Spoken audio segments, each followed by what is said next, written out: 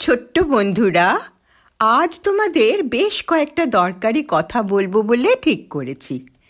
আমরা রোজ যেভাবে জীবনযাপন করি সেটি বেশ কিছু সুনিয়মের মধ্যে বেঁধে পথ চলা উচিত। আমাদের শরীর ও মন সঠিক পথে গঠন করার জন্যে এই নিয়মগুলো অনুসরণ করা আমাদের একান্ত কর্তব্য। এসো আমরা এবার জেনে নিই এই নিয়মগুলো সম্পর্কে কিছু কথা। প্রথমেই যার স্থান সেটি হলো নিয়মানুবর্তিতা। জীবনে কিছু নিয়ম মানতে হবে সযতনে। শৈশবেই নিজেকে গড়ে তোলো সুনিয়মের বন্ধনে। সুপ্রভাতে নিদ্রা থেকে ওঠো সকালের নিয়মে। ঠাকুরকে স্মরণ করে শুরু করো দিন সহজ শ্রমে। লেখাপড়া খেলাধুলো সবই করো নিয়ম করে। তার সাথে থাক গান বাজনার একটু পরশ খুশির তরে। নতুন কিছু শেখার ইচ্ছে থাকে যদি মনের গোপনে, সাহস করে নিয়মের আঙ্গিকে শিখে নাও খুশির সনে। এবার বলি সময়ানুবর্তিতা। শৈশব থেকে সময়কে মোরা শীর্ষাসনে বসাবো। সময়কে সদা মূল্য দিয়ে জীবন পথে চলব। ঘড়ির কাঁটার সাথে তাল মিলিয়ে চলতে শেখো সকলে।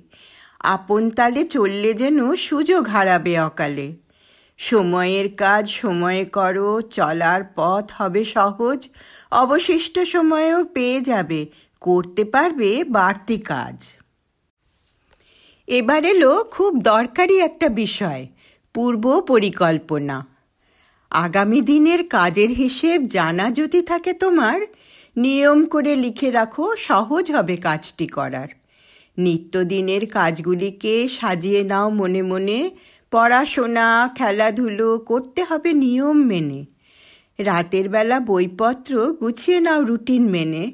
স্কুল ইউনিফর্ম আর জুতো মোজা গুছিয়ে রাখো তারই সনে। বাসে ট্রামে অটোরিকশাতে যেতে যদি হয় কোথাও, ভাড়ার টাকা আগে রেখো গুনে যদি অসুবিধা এড়াতে চাও।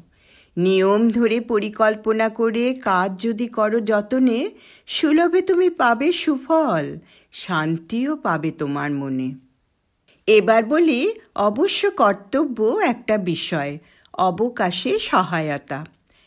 বাড়ির কাজে বাবা মাকে সদা ব্যস্ত দেখে তুমি পারো তাদের সহায় হতে, সহায়তার হাতটি রেখে। লাঘব তো করতে পারো তাদের পরিশ্রমের মাত্রাকে। সাধ্যমতো কাজটি করে ভাগ করে নাও ভারটাকে। বাড়িটাকে যদি সুষ্ঠুরূপে সাজিয়ে রাখো তুমি, ছোট হলেও সাধ্যমতো কাজটি তোমার হবে দামি। আলস্যকে স্থান না দিয়ে পরিশ্রমকে সাথী করো। মনটাকে সদা সজাগ রেখে নিজের কাজটি সফল করো। এবার আনছি তোমাদের অবশ্য করণীয় একটা বিষয়, শিষ্টাচার। কিছু নিয়ম লুকিয়ে থাকে তোমার মনের অন্দরে, জাগিয়ে তাকে তোলো তুমি আপন মনের দরবারে। গুরুজনদের সেবা করা মহান কর্তব্য যেমন, জীবজন্তুর প্রতি দয়া মায়া সেটিও তোমার দায়িত্ব তেমন। বন্ধুদেরকে সাথী করে অবকাশে করো সমাজ শোধন। শিক্ষক শিক্ষিকাকে সম্মান করে নিজ যোগ্যতার করো উন্নয়ন। বাড়িতে কিছু সদস্য থাকেন সহায়তা করতে তোমায়, সমানভাবে সম্মান দিও তাদের, প্রয়োজনে তারা তোমার সহায়। এবার কিছু কথা বলছি শুধু উপদেশ ছলে, মিথ্যার আশ্রয় নিয়ে সত্যকে যেন যেও না ভুলে। সৎ পথের অপার আনন্দ করো যদি তুমি জয়, অসৎ পথের অন্ধকারকে পারো সহজেই করতে পরাজয়।